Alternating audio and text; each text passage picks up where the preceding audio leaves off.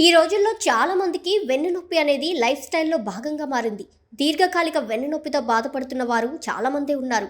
ఈ వెన్నునొప్పి కారణంగా కూర్చోవడం లేదా నిలబడడం కష్టంగా మారుతుంది. అసలు వెన్నునొప్పి ఎందుకు వస్తుంది? దీనికై ఎలాంటి జాగ్రత్తలు తీసుకోవాలో ఇప్పుడు చూద్దాం. వయసు పెరిగే కొద్దీ వెన్నునొప్పి మొదలవుతుంటుంది. వెన్నెముక లోపల మృదులాస్థి సన్నబడ్డం, వెన్నుపాము కుచించుకుపోవడం వల్ల వెన్నునొప్పి వస్తుంది.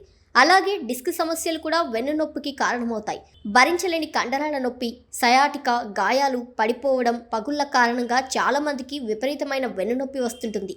బరువులను ఎత్తడం, ఎక్కువసేపు వంగి పనిచేయడం, శరీరాన్ని అతిగా సాగతీయడం, గంటల పాటు ఒకే భంగిమలో కూర్చోవడం వంటివి వెన్నునొప్పికి కారణాలవ్వచ్చు.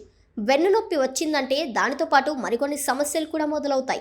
వెన్నునొప్పి కారణంగా అకస్మాత్తుగా బరువు తగ్గుతారు.